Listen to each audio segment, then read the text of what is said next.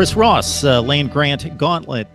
Check him out there, along with his podcast, Quick Slant, where he talks Big 12 football, and you get a sample right here of what it's all about. And Chris doing a nice job talking up the Big 12 and not just talking it up needlessly, but from a very insightful perspective. So, Chris, we go to a oddity that we're going to possibly see if things fall into the right place this year concerning the Big 12 championship game. So the Big 12, of course, with a long, illustrious history of championship games that was suspended for a time after the Nebraska and Colorado left the conference. So we're in a situation where the Big 12 has instituted a championship game, but unlike the other conferences, there are no divisions. So it's strictly a first versus second place team format. And there is the possibility of a rematch, unlike the other conferences that split up and then play within the divisions, so they don't have that possibility. Oklahoma State have played in Bedlam as long as I can remember, going back on Thanksgiving weekend. But that game's been changed to an earlier date to avoid that possibility or probability. Your thoughts about the format of the championship game coming back to the Big 12 and the change in scheduling? Well, I think it's a definite the Big 12 reacting to what they perceive as they're being told by the playoff committee, where the 13th data point means more than the regular season, or at least a significant amount. I don't know how you get anything from the playoff committee at this point, because I would say that was true until last season, where they jumped Ohio State over Penn State, even though Penn State, Big Ten champion, and beat Ohio State. So that aside, I think this is very much the Big 12 reacting and trying to give themselves the best possible product to put forward. But it's interesting because the rematch is very interesting. I think in scheduling, we saw that they very actively are trying to avoid the back-to-back rematch, which is interesting because, as we talked about before the show, are they going to do that every year? Are they going to change the schedule every year? Right now, Oklahoma and West Virginia play last game of the year. West Virginia is a definite dark horse in the conference. I mean, that could end up happening, that rematch. But say they're the best two teams heading into the season next year. Are they going to move that game around? You know, that's kind of something to pay attention to.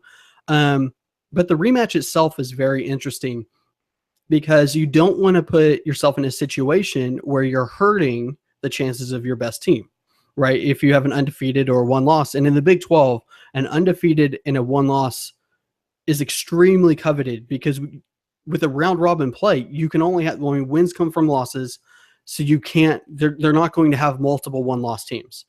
So if that's what you're trying to protect to get that product to the college football playoff, the rematch is interesting. It might hurt. I've pulled all the rematches from Power 5 conference championship games where those two teams played earlier in the season. I've pulled all the bowl game rematches where the two teams in the bowl game played earlier in the season. We talked about this before the show. There's been 22 conference Power 5 conference championship rematches in the current Power 5 conferences today. Bob Bowlesby in the Big 12 media days, I think he said there were 33. I could not find 33. I don't know where that number came from, but I found 22 across all of Power 5.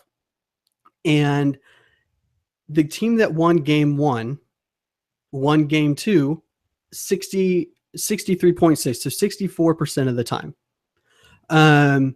That's a huge statement. That means the favorite team is winning the majority of the games.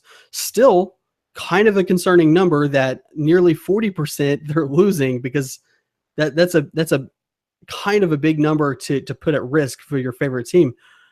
However, in those games, we're talking about every single one of those 22 games has been a cross-divisional rematch, not always best on best. And in the Big 12, it will always be best on best, number 1 versus number 2. So that's why I pulled the data for the bowl games. And bowl games, I think we can agree, are more evenly matched games. They're selected to be more evenly matched games. There's been 24 rematches in bowl games dating all the way back to 1944. But pulling all those, the team that won game one won game two just 29% of the time.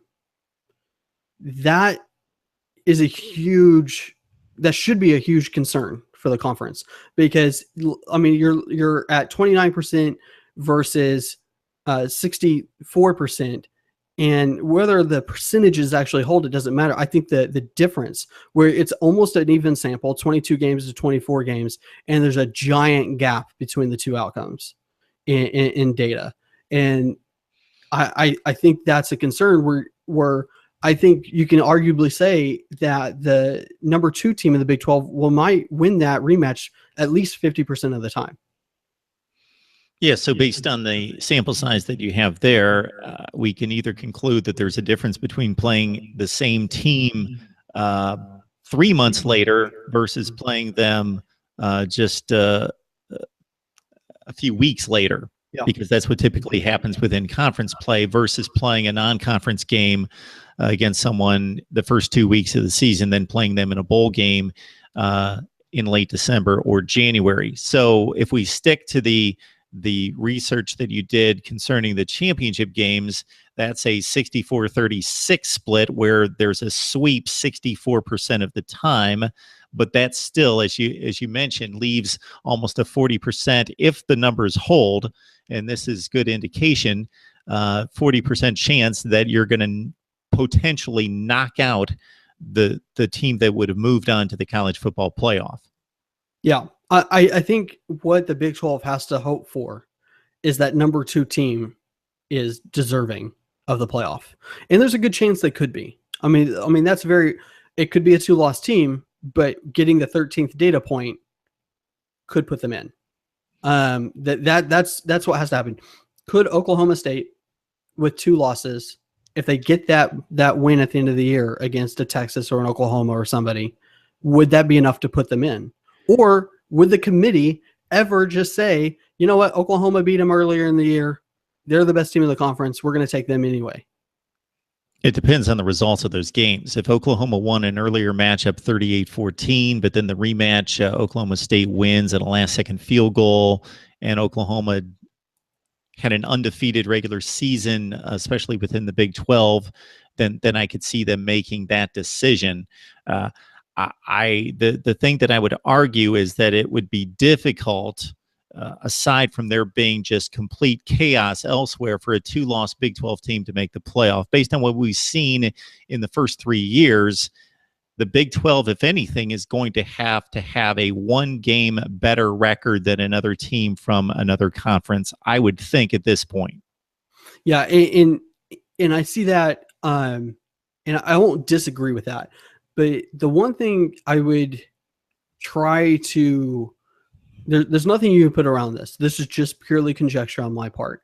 But I could argue that a 2-loss Big 12 team in the round robin format is as good as a 1-loss team somewhere else, because they maybe avoided a loss by not playing the tougher team in the other division. Where that's simply all I'm trying to simply say is you get a 3 1-loss teams in another conference. And then it may be 1 or 2 2-loss teams. In the Big 12, that's never going to happen. So is the gap really the fact that between the loss number, or is it that the second teams in the other conferences are more evenly matched than their records would indicate? That's kind of what my argument would be. But it's hard. It's conjecture. There's no way to prove it unless we're going to play those 2 teams against create some weird game outside of college football where, you settle it.